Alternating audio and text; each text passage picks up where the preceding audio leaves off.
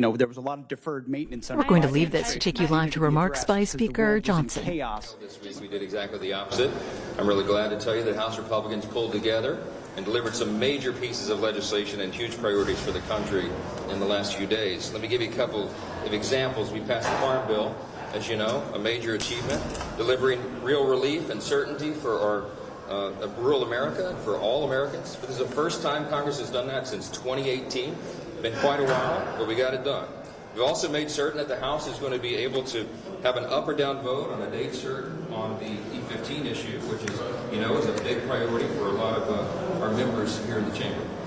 And most importantly of all the things we got done this week, we got the budget resolution passed. This is very, very important because that will ensure that border security and immigration enforcement will continue today and well into the future, despite Democrat attempts to reopen our borders and protect criminal illegal aliens from removal.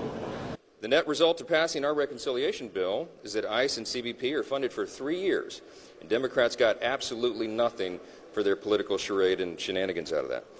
We repeatedly offered in good faith, I want to point out, remind everybody, to negotiate on funding these agencies, but ultimately the sad and actually shocking truth is there's not a Democrat in the House or the Senate that believes border security and immigration enforcement should exist at all. By word and deed, Democrats have made clear their desire to defund both of those critical functions of our government. We also passed the FISA reauthorization to ensure that the administration is armed with the best possible intelligence to continue eliminating terrorists and defending our homeland. We pray that the Senate can now pass our FISA bill as quickly as possible, and they're deliberating over that right now. Now, I just want to say this. Sometimes the process around here is cumbersome. That's the way this works. But in spite of our razor-thin, historically small majority, House Republicans continue to deliver for the American people. We will continue to do that for the remainder of the year, and that is a large reason why we are going to win the midterms so that the grown-ups can stay in charge here. I'll take a few questions. Mr. Speaker, isn't this a solution on DHS that could have been passed days or weeks ago? Why did it take this long? It couldn't, and here's why. You heard me trash the bill when it came over the first time because it literally was drafted in the middle of the night. It was about 2 o'clock in the morning when they came up with the final language, and it was haphazardly drafted. And what it would do is, of course, orphan and leave out immigration enforcement and Border Patrol. If you might remember, in 2024, the #1 issue in the election was securing that border. House Republicans did it. The Trump administration, the president did that. And Democrats are upset about it. So they wanted to leave that out. They wanted to orphan these two critical agencies that are under the umbrella of Homeland Security. I remind everybody on the Hill all the time, the Department of Homeland Security is the 3rd largest department of the federal government. It has critical responsibilities. FEMA and the Secret Service and TSA and all these other agencies. But the Democrats said, we'll do some of that, but we're not going to fund border security and we're not going to fund immigration enforcement. That's absurd, and we threw a fit, and we had to. We held the Homeland bill, the underlying funding bill, because we had to ensure that they could not isolate and eliminate those two critical agencies. We are getting those done now. We passed the resolution first. That was critically important for us to do to ensure that we're going to protect the homeland, even though Democrats are unwilling to do it. So now that that box is checked, we're allowed then to proceed and go through with the rest of it. This will relieve pressure from the Department of Homeland Security. Secretary Mullen, who I've spoken to in the last couple of hours, will be greatly relieved. The President will. The administration will. We were not going to have lines at TSA. Everybody will get their paychecks now. We'll get moving forward.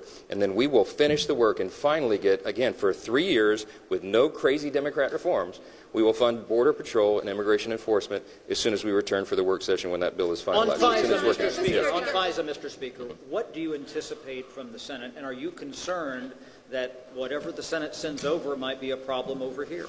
I'm not concerned. I hope that they're going to do the right thing. Look, we sent over a reauthorization that was with minor reforms and with the anti-CBDC measure on it.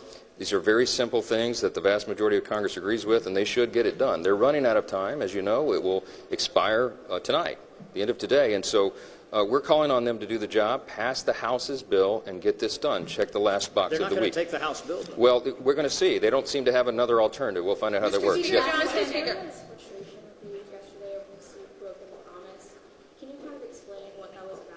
I don't know who you're quoting. Okay, so look, they often analogize legislating to making sausage. You don't want to see it made. And sometimes it's an ugly process. Sometimes it's a long process. I've never broken my word to a single person in this building. Nobody can tell you they can. There was a lot of emotion and frustration yesterday because sometimes when you have a small margin, as we do, we're currently working on a one-vote razor-thin margin because of absences and the rest. And people have, different ideas, different priorities about very contentious pieces of legislation. The equations that we solved on legislation this week were virtually impossible. Many of you said it couldn't be done. But we got it done because ultimately we just use patience and, frankly, prayer. And we get a lot of people together and we listen to their concerns and we try to get the disparate priorities handled. I've never asked a colleague in the Republican Party, ever, to violate a core principle. But sometimes we have to give up on our preferences because we are in a large body. On some of these bills, some of the ones that I just named for you, they're so complicated and so complex that you literally had irreconcilable demands on either side of the House Republican Conference. And so it takes a long time to work through that and get people to consensus. But we do that patiently, we do as we must, and we ultimately deliver. Don't doubt the House Republican majority. We always deliver for the American people. We did it again in spite of the challenges, and we'll continue to do that. Thank you so much. This is the third shutdown in 6 months. What will you do to prevent this from happening again? Live coverage on Capitol Hill from the House Speaker, expecting them to be back to